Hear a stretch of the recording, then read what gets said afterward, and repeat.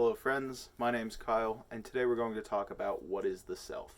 So in other videos in this series, we have talked about collective consciousness, different religions, perspectives on how we were created, who are we, and where we are going.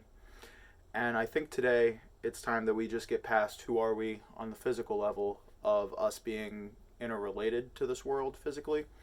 And it's time we bridge our conversation over to what is the self. So throughout life, we find ourselves in situations where people will say, oh, express yourself, show us how you're feeling. But now, Johnny, you need to make sure that you're not coming off too hot because there's other people here and you don't want to burden them with who you are.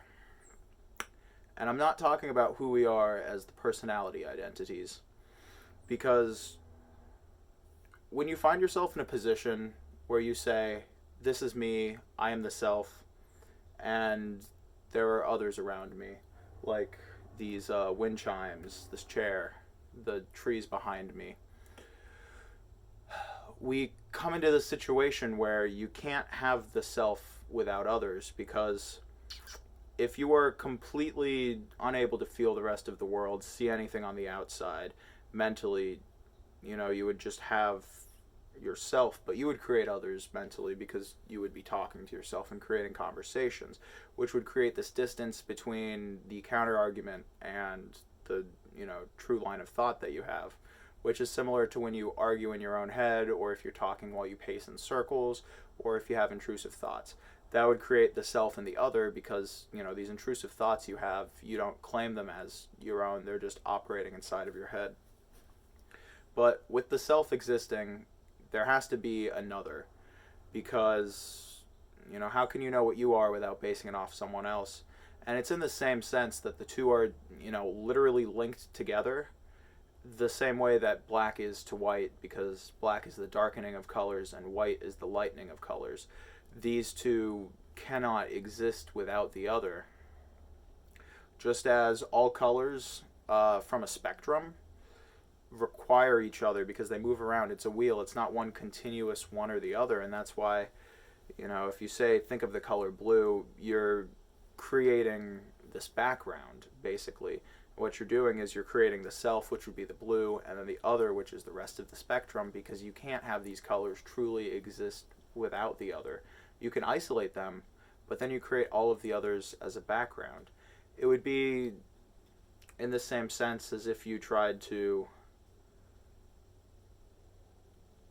have a picture with a subject but no object. So, just a background, but there's nothing in it that you can say is what it's about. And it's because you have to have the others. You can't just create this world where there's just a person and nothing else, because we are all interdependent on each other. So the self that exists within each of us exists through everything. We are not the controllers of it. You see, we get into these mindsets where we say that there's something so grandeur going inside of this head on the inside that can affect the things on the outside. Or we'll have things like major diseases or flus where we say, oh, this is so big on the outside, it's going to affect you on the inside.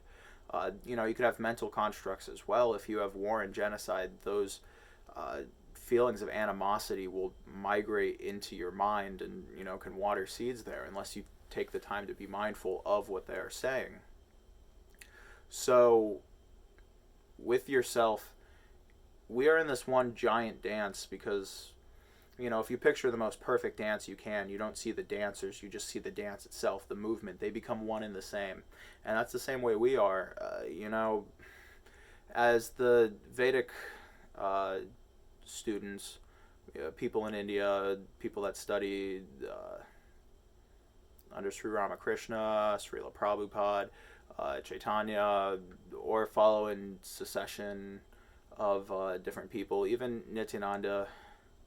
Although, personally, I question the actual influence of Nityananda. However, he does affect people very positively in life, so that does, create a giant benefit, despite the fact that there are some unsettling accusations that have been going against him for the last decade.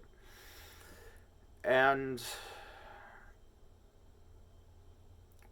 with a lot of these people out here that are creating positive messages, uh, the stereotypical sentence to say is you either die young and become a hero or live long enough to see yourself become the enemy.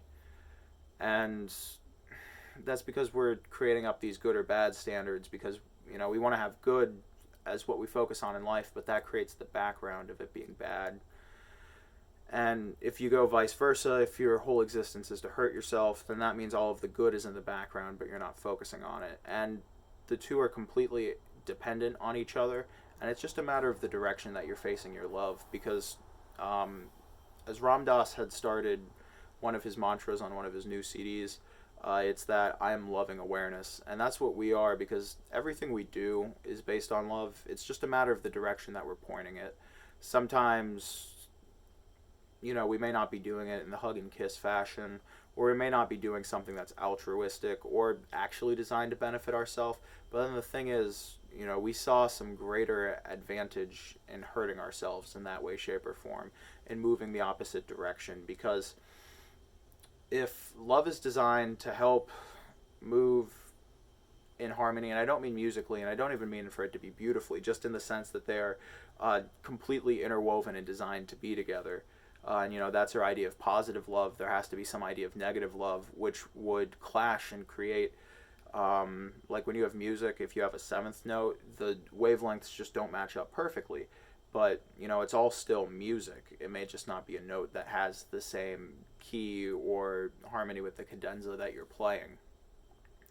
So the self that is within all of us, that is within everything, it's not just in other people, it's also in every cell of your body, it's in every cell of every other person, it's in the air. And not just the air when you think of nothingness, blank space, because that's more so ether, but that the air has the same love that is within us, because everything is working so closely together. Our construct of anxiety, of these things that push us down and hold us back, are kind of these fears that the one that must have the other is going to stop. Just as, there can't be a person without an environment, there can't be an environment without a planet, and there can't be a person without organs, and there can't be organs without cells. So we're just this in-between of all of these clusters ascending into formation. But the self that is within us is in inanimate objects, because we are all built of the same source. Yes, it may not say, hey, my name is Kyle and I'm here to talk to you about a video, or it may not say, hey, I'm whoever you are, with some attribute about your life.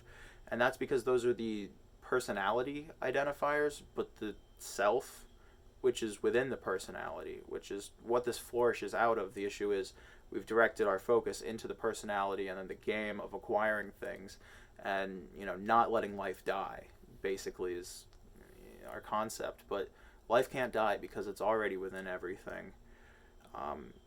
And what you have ultimately has to be given up to this world, because all matter is set to decay. And even the ocean gives away what it has, because for there to be rain clouds, for this continuing rain cycle, the ocean or a pond has to give up the water that it has and let it evaporate up to the sky. And then the sky has to get rid of the concentration it has to then plummet back down to the earth and go into all of these nutrients. So one of the big focuses that you should have and you should be doing in life is something called bhakti yoga, which is understanding your connection to the rest of this world, but doing everything you have in as selfless and positive as a manner as possible, not with the intention of denying or annihilating the sense of pain and fear and lament, but that to have that be the background while we create this beautiful dance of love. And not everyone's going to want to work the same way. That's completely fine. The two require each other to balance off, because the truth of what actually exists would not just be us saying that the positivity is the foreground and the negativity is the background. There'd have to be someone from a different spot saying the negativity is the foreground and the positivity is the background. We have to have all of these things happening. So fundamentally, if there's anyone doing any good action, there has to be someone doing some bad action. And there's no place that we're going with this. People might talk about a reincarnation cycle where, you might come back in a better life. But that's kind of just the way that the movies play out between all of the things that exist with us. that doesn't need to be your focus about where you're going in your next life, because samskara, the rebirth cycle, is non-different from nirvana. The like truest liberation you can have is understanding that everything's okay. You're always home. You're in yourself, and even if something bad happens to you, you can treat that experience with the same positivity as if it was going to be a good experience. Thank you for watching. I love you.